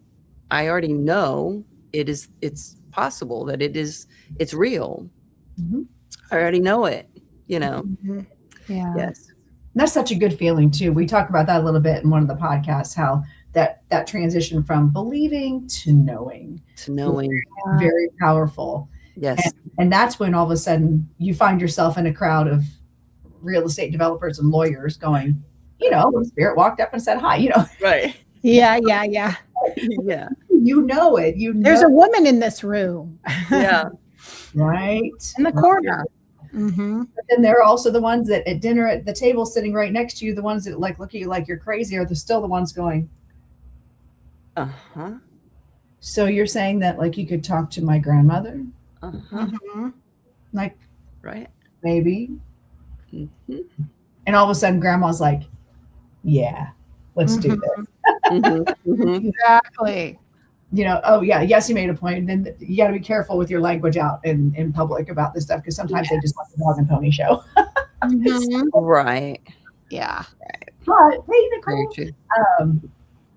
But yeah, I think the more science, and I remember it was maybe 3 years ago, TikTok community went crazy because there was a scientific study that I can't remember the details, but they were like, the scientific community finally agreed, put it in writing and put it out as a study, put it out as evidence that, yeah, we believe that when you die, your soul goes, like there's something to that. Mm-hmm. And of course, like the Stanford people, the ION people are like, yeah, we knew this, but Right. Cool. But they're meeting us where we are as a society, you know. Yes, I truly believe that with everything going on in, you know, Eastern culture, I believe Eastern culture has had a pretty good clue on this for a long time, right? It's the Western culture here in America where we've not been so. Do you remember that when yoga as a practice became a thing, and how many people were like, yoga's of the devil? I'm like, it's stretching. Right. Did yoga, you were a hippy dippy weirdo. Right. There's still people saying that. Yes, I know. Yoga. I'm like, is it though? Is it? I mean, Mm-hmm. what the heck? But thinking about how closed-minded we are, and how, looking back when I was younger in the 80s and 90s, how we've evolved so far. I cannot wait to see, as science proves, as scientists, not that, you know, America's listening to scientists these days, but that'll shake out eventually. It will shake itself out. It'll be fine. And you know what it's going to do? It's going to make them look that much smarter and more amazing. So I feel like the scientists are sitting back around and going, FAFO. Okay, cool. Yeah, exactly. Let me know when you're done being dumb, you know? Right. So anyway, I think we're going to see a big shift. Yes, Michelle does calm our chaotic. Well, so She's hilarious. She's all not saying the other two aren't calm. Yes, you are. It's okay to say that. It's okay to say it. Call it what it is. She knows us. So well, and I love being in this trio because I tend to be. I love that you're acknowledging it as calm. I'm shy, and so then I get on here, and Carrie and Lorinda are not shy, and they keep things going, and I get to just come along for the ride. I love it. You would never know you were an Aries. I know it. Your whole astrology. I want to do your whole astrology chart. I would love. I want to know, like, what's your rising sign, what your moon is. There's some major Virgo going on with me. I know you're a Virgo if I ever met one. Yes, I think that. Yes. Now my Aries will come through when it comes to getting a job done, getting excited about starting something. My Aries comes through too. If I see someone being bullied, bullies trigger me in the worst way. Like I'll stand up, I'll stand up for a person, and but otherwise I pretty much just go around loving everyone, and I just am not Aries, right? Like, and then what? I mean, again, I always say to people, I'm studying right now in an astrology study. I probably won't be doing charts anytime soon, but from next year. But in that compass of your Aries, you might be in a placement that's not as prevalent, you know, and so your others might be just depending on what degree it is and all that kind of thing, and the other planets.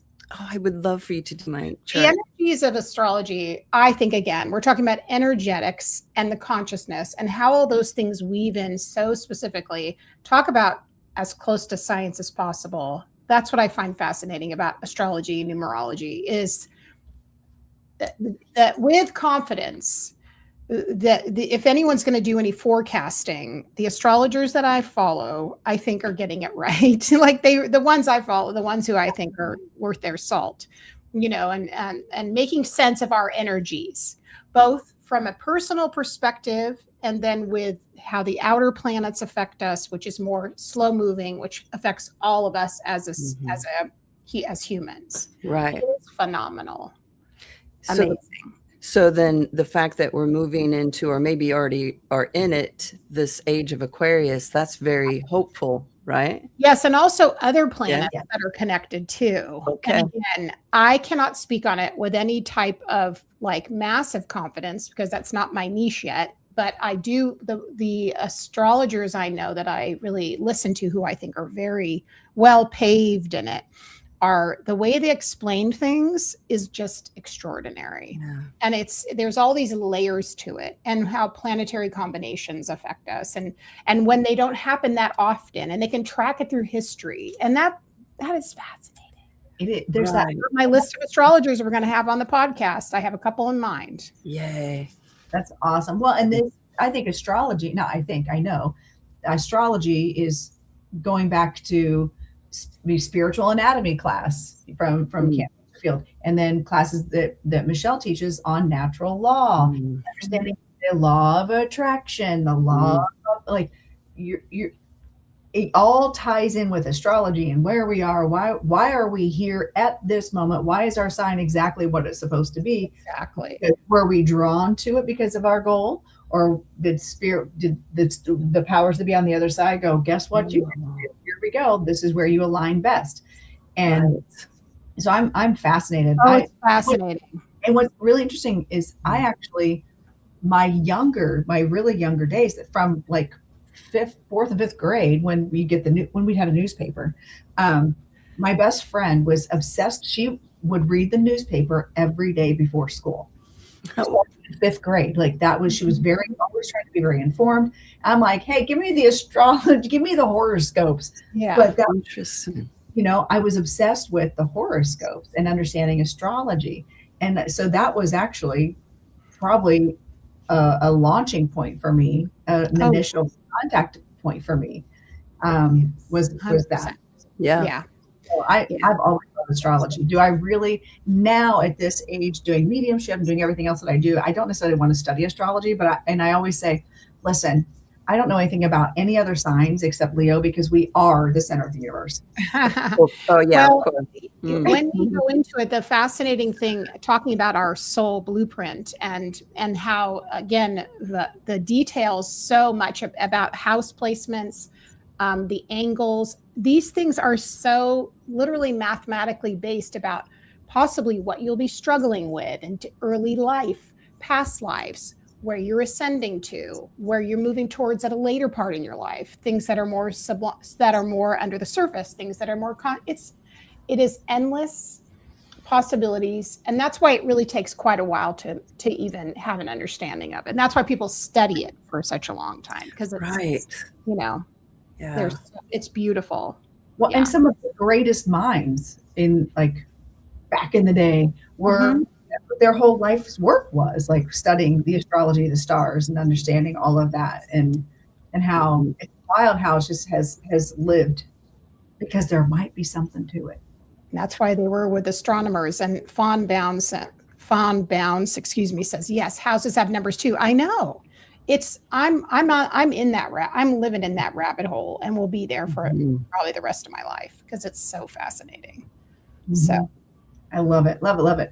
Yeah. So make sure you guys are following us to and checking out our Liminal Lounge podcast that should be live within the next 30 minutes. So exciting.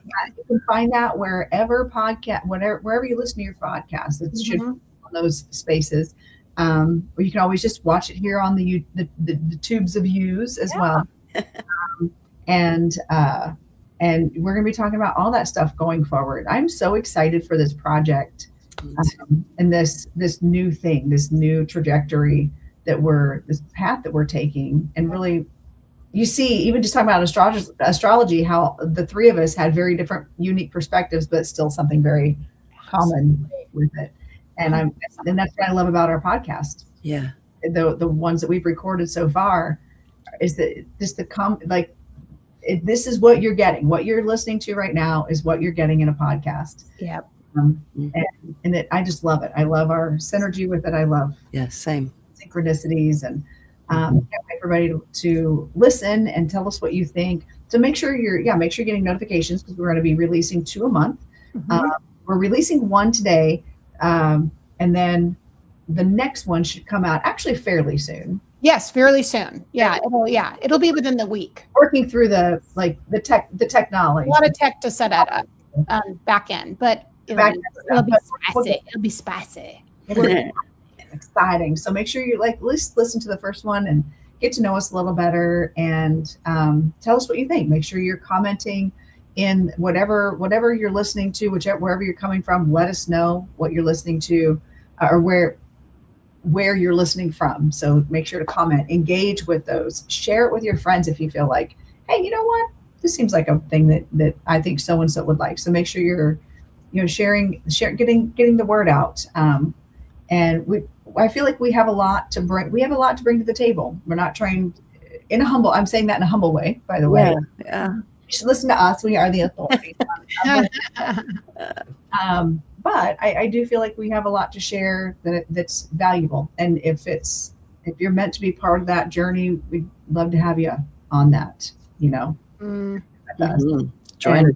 I can't wait. I can't wait to see like how this goes and get the feedback. The three of us, I will say the three of us thrive on feedback. Mm-hmm. Yeah.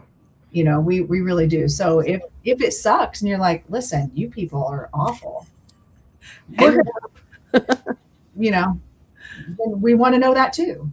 Yeah, like not in alignment with that, but it was an interesting topic.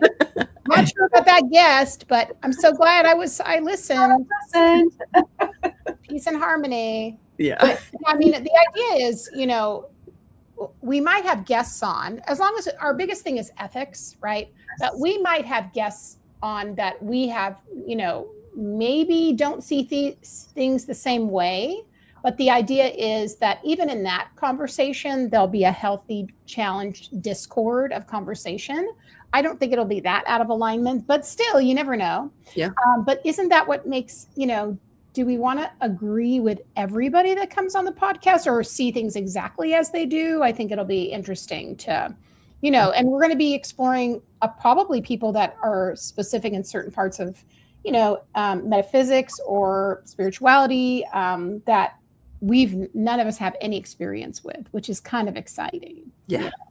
It is exciting because then I feel like that also is in alignment with the three of us are such learners. And I tell Dr. Mike all the time, I'll step into these spaces. You want me to add one more thing to my plate? That's really what you have for me? I better be learning something out of it. Yeah. Positive, not look, you took on too much, take a nap kind of way. I need bring an experience that even in teaching my classes, my development classes, I'm like, fine, I'll teach them, but I want to be a student too. Right. Yeah. In those moments too, not just the authority or the teacher. Oh, yes. I like it when I'm in a space where I'm not an authority on something, and I want to remain curious. And that's what I love about the three of us is we are always curious. Yes.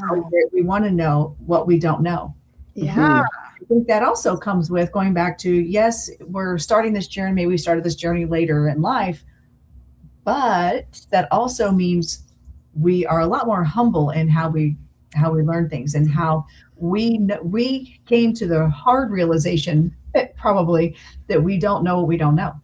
Yeah. So true. So even interviewing guests, like I'm going to go back to my friend Daryl, who is like a world famous author, not in mediumship, right? Finance, and how that translated to him channeling information that he was getting visions and stuff like that, and became this authority and this number one in like New York, whatever, author. I want to bring him on because I don't know what the heck. I'm gonna have to like research to figure out even what to ask. Yeah. But, I think the three of us are good about giving people that space of saying, I don't know what to even ask you. Talk. What do you bring in listening and learning and being learner in real time? I think that's something that we'll be doing our homework boning up. Yes. Yeah, that'll be fun. I know. I'm excited to there's so many people I'm excited to talk to. I'm gonna keep my list in here and share it with the girls, so just to let you know. But I've got already a list. It's like tick tick tick tick tick. We've got a Google Doc for that. Add it to the Google Doc. I'm like, oh my God, I just Yeah. So what kind of topics would you all like to, as we start planning out our future podcast, what kind of topics would you guys want to hear on the Liminal Lounge? What would you like to see us talk about? We love a good rabbit hole. We do. We sure do. Love a good rabbit hole. What kind of things would you guys like to see or hear about, or what would interest you that would catch your ear and want to listen to a podcast? I'd love to hear your thoughts. We're all like, and we're waiting. In the chat. I know, like we're waiting for the response. Yeah. Yeah. I definitely love working with the three of us, but the two of you, because I feel like when we explore a topic, it's okay to have three different perspectives on it, and we listen to each other open-mindedly, and we're constantly. I don't know. I feel like what I believe right now in this moment, after I talk to the two of you, it sometimes evolves, it changes, because I get these new ideas. Yeah. Aspiring Stories of Connection, NDE. We're definitely going to do NDE. We've been getting that one. That is absolutely going to be part of it. And I actually have a good potential guest for that too. Good. Sweet. And then Tina Terry says, all of it. Yeah. Right. All of it. So many topics. I'm interested in all these things. I'm interested in all the things. I'm really interested in, and I think I have someone in mind, but in having a hoodoo practitioner, a teacher come on and share their experience of how they connect with the ancestors and their practices, but also probably some indigenous, spiritual practices, which I think we can, be in honor of, recognize, but also that will help us in turn connect with our ancient practices. Those are some top of mind things besides all the things we're talking about. Yeah. So those are some things that are exciting. Mystic Moon Gypsy says, where the fear of psychics began. Ooh. That's that. Mm-hmm. Okay. And then telepathy, that's a good one. Telepathy's a great one. Mm-hmm. Yeah. Ooh, like the telepathy tapes. Mm-hmm. Yes. Have you listened to those yet? I haven't. I loaded them finally, and I was going on the plane, but then I slept. So, oh my God, good stuff. I do have them saved, so I'm going to have to dive into those. Then we need to go to the snug and talk about them. Ooh, honey. Yes, we love the snug. Snug is awesome. We need to get Carrie. You've got to come to Indiana. I know it's not exciting, but the snug is worth exciting because you guys are there. Well, okay, thank you. Yes, we'll go to the snug. Faces of the Moon meeting. Ooh, that's really fascinating. Yeah, we've got a lot of astrologers on I got a few. There's so many good astrologers, and I have a few that I've been learning a lot from who are YouTube based and very knowledgeable, I'm hoping. Yeah. And also I want to definitely interview a knowledgeable evolutionary astrologer who works specifically with like North Node, South Node, the evolution of a soul from past life to future life, because past life to current life evolution and how that affects us. I mean, all that stuff. It's endless. I know. We'll be doing this for the rest of our lives because there's so many topics. Yeah, never a dull moment. Yeah. I want to dive into, and it's going to be more of just a conversation of theories probably, because there's and I don't know, I think we could do some research on this, like multidimensional, like is it past life or is it current life that once what are our theories on how that works, and is it a higher soul, and all the things that Dolores talked about and stuff like that. I would love to delve more into that, especially doing past life regression. Yes. And some of the things that have come to light through my own regressions and the information that's come out, asking the higher self how things work. And I think that would be a really great topic. Alicia brings one up too, navigating a dark night of the soul, emerging from the ashes. I think that's really good. That's very relevant, especially doing personal spiritual journeys. And how do we become better, the best version of ourselves? Sometimes it means we have to go walk through some darkness before we can see that light and healing. Healing, right. Instead of shaming and blaming and being upset with ourselves, how do we move into a space of, whew, look what I just came through. How do I now embrace that and be a light for others as well as myself? Everything about from what the Akashic Records. We got to do a whole thing on Akashic Records. And many more. Yes. I love the Akashic Records. Sometimes in my development class, Dr. Mike will take us on it's so funny what he does with us.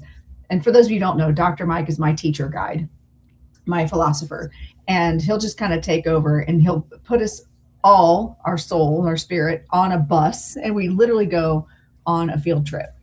Nice. With the Akashic Records. it's very reverent, it's very purposeful, and we have to come in and be open. Take your shoes off before you enter into the temple. We Guardian brings us our stuff, and it's really wild. The magic field trip.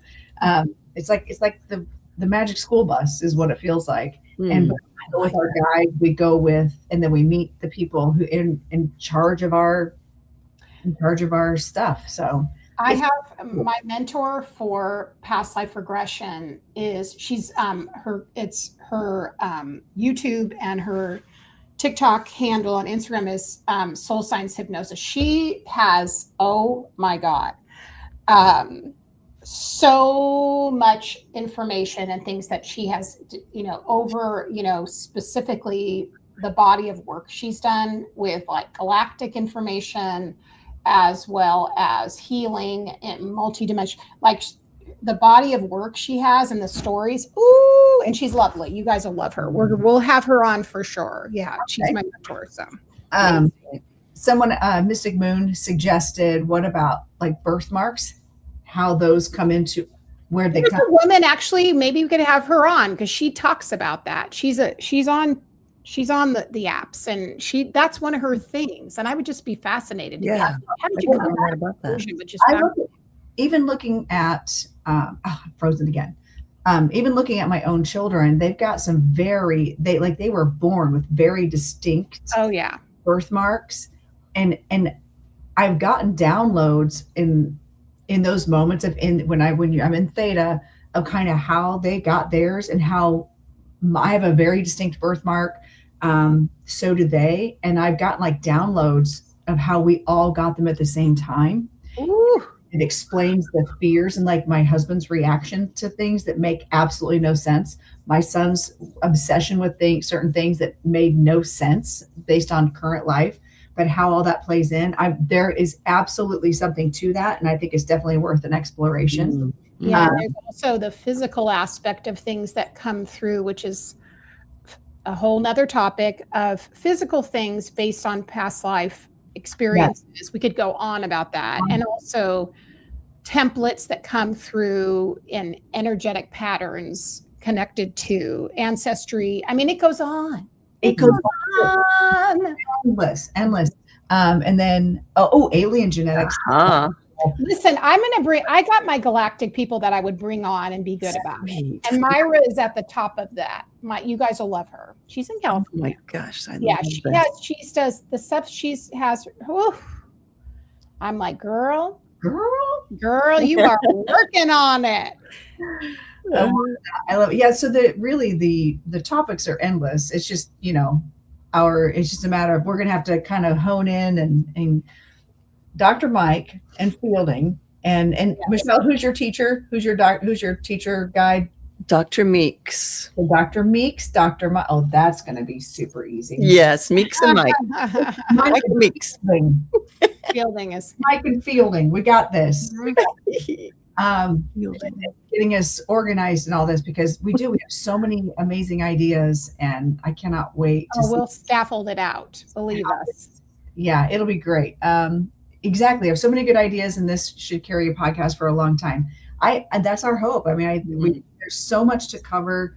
What time do you have to go to get ready for? Oh, the podcast is already recorded, Tina. It's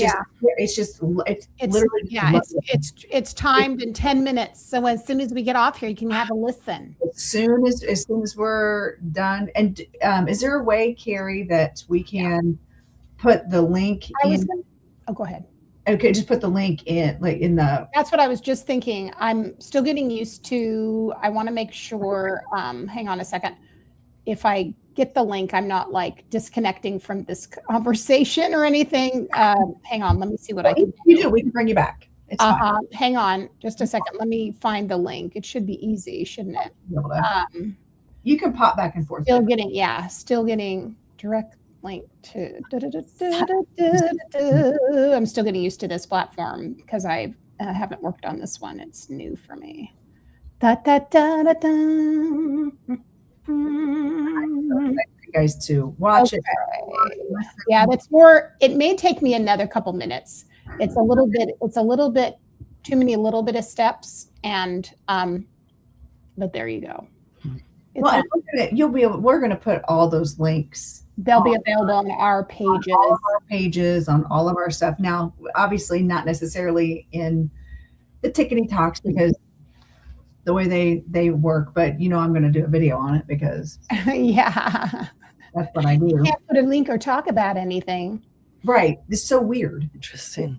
Whatever. Well, there's a reason for that. Oh, I know. Don't get off the app. Stay on here. This is your life. Keep staying on here. Spend money. Spend money. Right. Don't talk about anything else because you'll leave. It's like a toxic relationship. That's really what it is. It's true. Yeah. You gotta come back. If you don't keep coming back, you're gonna lose. Anyway, that's the story. So the Liminal Lounge, you'll be able to find the three. Yes, and just put our names in. We're public. We're on there. Yeah, I apologize. I should have had the link available to Plop, but there's a little bit more. There's words in there that I'm kind of embedding. I don't want to do a whole bunch of code. I don't know what I'm doing. I mean, I kind of do, but not really. Right. Well, usually it's a direct link, and that's easier, but I don't see that there on the. And we can, we'll be able to put all the links in post, like after we. Absolutely, that's yep. Mm-hmm. Indeed. Yeah. So this is I'm so excited. The Liminal Lounge. The Liminal Lounge. I am so happy. And really quick, just since we only have a few minutes left, for those who are just joining or maybe just seeing us for the first time, what would one of you like to talk about? Michelle, would you like to talk about what it means, what liminal means, and why Liminal Lounge as the name? It kind of just fell in our laps. Well, actually, I remember we were having this conversation, and it was the amazing Carrie Koss who said, as if Spirit just dropped it in, she goes, I think Liminal Lounge would be a great name. And we were both like, yeah. So I think Carrie should talk about. Well, that was the guides. I'm just a vessel. I really feel that. I really have to give credit to the guides and all of ours going, here, let's drop it in, see if they'll listen. Boom. Anyway. Yeah. So the word liminal, actually, a couple of years ago, one of an amazing, we'll have her on the podcast too. But she is someone that I love. And she does a lot of like earth-based, more spiritual practices and connects a lot with, elements, things like that. Amazing. Her name is Amy Dempster. And so her work was known as being liminal. And I was like, what does that mean? And so it goes back to a lot of more, I would say, long-term occult or esoteric, shamanic, probably more indigenous traditions, the space of liminality. It's really the space in between the physical and the spiritual. And it also means transitions. So it is that liminal space that we are open to when we go into, like Lorenda says, we go into the lounge and we explore all these topics. And it is the space between, but it is of spirit, but yet not completely removed and something that we're disconnected to. So I just love the idea of that. It made sense. And us being relaxed in a lounge also made a lot of sense. Mm-hmm. Right. Well, and I remember at the time too, I had just found a new restaurant in our town locally, and it was just like the 1933 Lounge is what it's called. And I'm like, I feel like because speakeasy, it's a speakeasy vibe. And what's funny is here at the hotel I'm staying at, their little bar is a speakeasy. What? I'm sitting there last night. I'm like, and then they have a specialty drink menu that's like a published book that they have like different volumes of, and entire stories built around each little cocktail that they concoct. Oh. I open it up. What's the very first thing I see? The Hotel California. Oh. I'm obsessed with the Eagles. I've been all over the country to see them. And also at my funeral, they have to play Hotel California. Wow. Otherwise, I'll haunt them. So that. Anyway.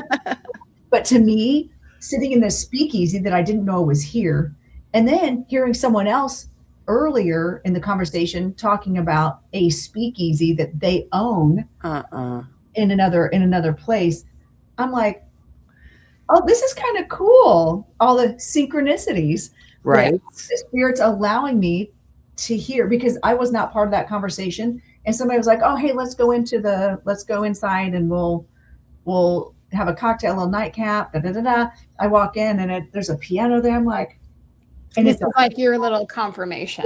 Speakeasy vibe. And that, I feel like that's kind of what inspired us, because in the 1930s, speakeasies were, they were speakeasy. They were secret places. They were places that you went to talk about things or do things that drinking that not legal, or that were considered not to be okay, that were against society or the laws.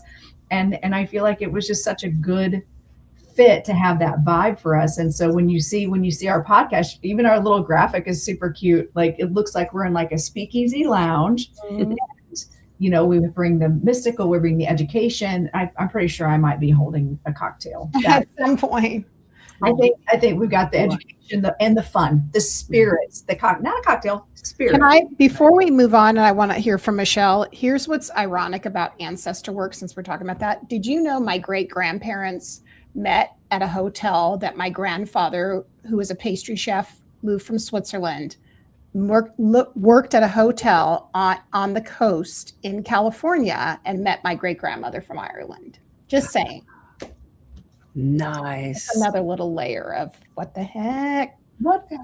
Secret password not required. What about, and Michelle, for you, what's your connection with that?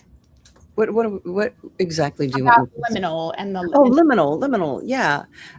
Well, I really, when you mentioned that title, that's the first time I actually started exploring the word. Like, I mean, I didn't even, like, when you first said it, I was like, well, what is liminal? I asked you that question. What is liminal? You had to define it for us. And then it started occurring to me, wow. So like, and at that time, I think we were getting ready for our Samhain special, and we were getting ready to go through a transitional time. And then and then I even started thinking, thinking about the fact that when we go through transitional times, the mystics always told us that's when the veil would thin or whatever, right? And it kind of makes sense because, we're all expecting it to. So we're in that thinking. But liminal, yeah, it's like that's where we go to explore the topics we're talking about, right? It's in that space. So it just is so perfect. We're going to go to the liminal space in our fun lounge. Yes. To be safe and comfortable and have a good time exploring all the things, the unseen things. So exciting. And we might even have live music. Who knows? I don't know. Yeah, I would love that. That would be so much fun. We could do maybe, we'll definitely have to do a podcast when I come out there in a situation where. At the Snug. Yeah. And then, because you're Irish, it's an Irish party. Yeah, we all have Irish in us. And we've got a little bit of a connection there. And then we could have the Irish band that plays be the music. So listen, this is what's going to happen. Carrie's coming to Indiana. Yeah. And then we're going to shoot a podcast from the Snug. And then also I think we could do one at the 1933 Lounge as well. Oh yeah. And these little and the haunted Athenaeum. Yes. Oh, our little mics will be ready to go. I just did my branding shoot there. Well, yeah, because Michelle was there. That was weird. How crazy was that? That was crazy. I show up to a branding shoot downtown Indianapolis. I hadn't told anybody I was doing this at the Athenaeum, and Laura and Michelle were there. Oh my God. Getting some of our favorite coffee. Isn't that crazy? It was weird. And we're sitting we just decided to sit at the window. And Laura looks out and she goes, do you know anyone else who has a green Porsche? And I said, Lorenda? She goes, there's Lorenda. Oh my God. And you were coming in. That's wild. It was That's crazy. Like another layer of. I know. What? I know. Well, I'm sure I have to dash. I know you guys have things to do today. I want to, first I want to thank the two of you. Amazing. I'm so excited. Thank you. To get this jumping in. I'm reserving a seat in the Edward Casey corner. Yeah, we should talk about that. That's a whole other. That's also a podcast. Oh my God, Edgar Casey again. Edgar Casey, yeah, Edgar Casey. Because that's fascinating. Because we have so many topics. I'm so excited. So many. But now we have to get our guides to tell us which ones are first. Right. Let's get it organized. I've got a super organized assistant now, so maybe we'll put her on that. Mm-hmm. I got this. Yeah. Well, we'll decide, but then we'll decide. We'll start a spreadsheet. Well, Yeah, spreadsheet. Love it. Yeah, do the spreadsheet part also. Yeah. The spreadsheet. So, well, thank you all for joining in. I know the TikTok, you only got to see my face, my lovely whatever, and you get to listen in. Thank you all for hanging out. I really appreciate Michelle and Carrie, you guys coming on and sharing the screen, sharing the time here with me, and I just love sharing in your energy, and definitely. So right now we should be live any second. Yeah. Let me look at what it looks like. Let's see if it's yes. Live now. Exciting.